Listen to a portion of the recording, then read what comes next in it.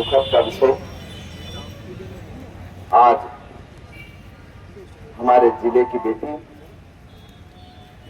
हम सब की छोटी सी बेटी, जो अपने बल पर हिम्मत से एक सुदूर अंचल अकलवा से जा करके अपने माँ बाप को छोड़ करके जब भोपाल जैसे शहर में पढ़ने के लिए जाए और उसको जाने के बाद प्रशासन लापरवाही करे,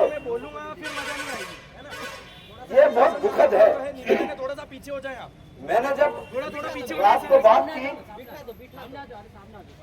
अकलवा के सरपंच फट्टू से और हमारे गोविंद भाई से, तो मुझे लगा कि वो रात को देर रात तक संघर्ष कर रहे हैं।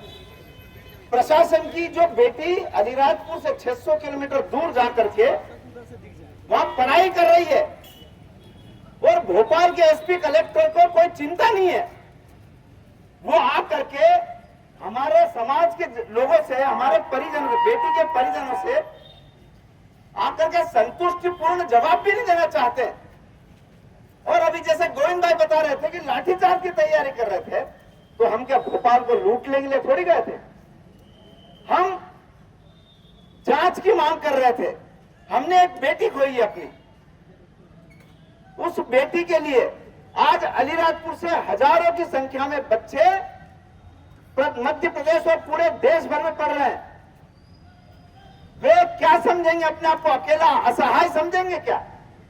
प्रशासन की अपनी कोई जिम्मेदारी नहीं बनती है क्या वहां पर कि सुबह 6 बजे तक अलीराजपुर के ग्रामीण से उठकर के आदमी वहां जाता है, माता बहनें सड़कों पर बैठती है और कलेक्टर, एसपी एसी में सोते हैं।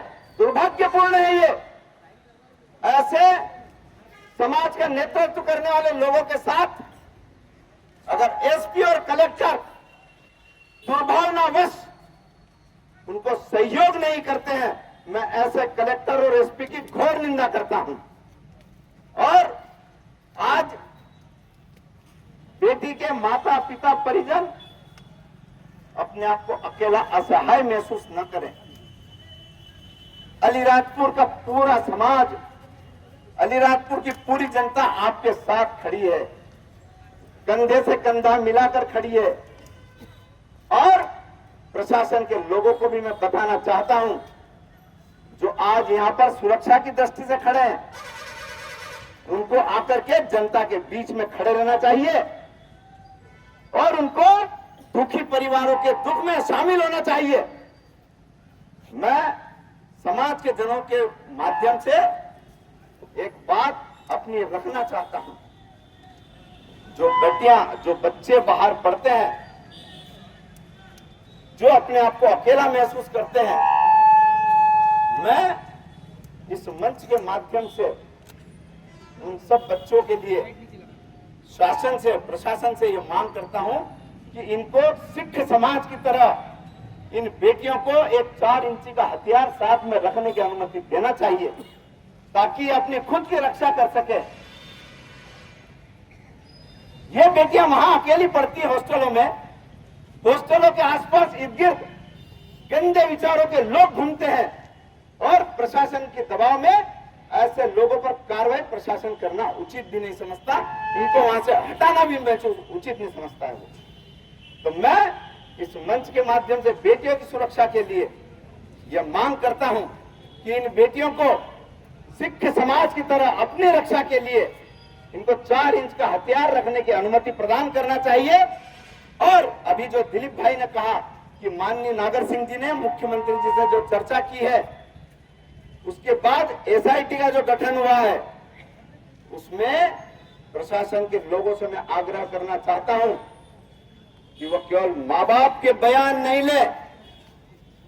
जो लोग इस लड़ाई में शामिल हैं, जो कानून की भाषा जानते हैं, समाज की लड़ाई लड़ने वाले कार्यकर्ता, चाहे गोविंद भाई हो, शंकर भाई हो, नितेश भाई हो, या और भी जो मेरे मित्र अरविंद भाई जैसे यहाँ हैं, इन सबको भी शामिल उस जांच की एसआईटी में, इनको पार्टी बना करके इनसे भी बात करना चाहिए कि आगे से ऐसी घटनाओं की पुनरावृत्ति न हो। ऐसा मैं आप सबसे कहते हुए आप अपनी लड़ाई को जारी रखें। जब तक हमको संतुष्टि नहीं हो, हमारी बेटी को जो उसकी मृत्यु हुई है उसके लिए अगर हमको ये लग रहा है कि उसकी हत्या हुई है, तो उस हत्यारों तक पहुंचाने में प्रशासन हम सबका भी सहयोग ले, हम सबसे रास्ते में बातचीत करें, समय समय पर सलाह मशवरा करें। यही कहते हुए मैं अपनी बेटी को बहुत बहुत श्रद्धांजलि अर्पित करता हूं और परिवार के दुख के समय मैं उनके साथ कदम से कदम मिलाकर खड़ा हूं, कंधे से कंधा मिलाकर खड़ा हूं। यही कहते हुए मैं अपनी बात को यही विराम देता हूं। आप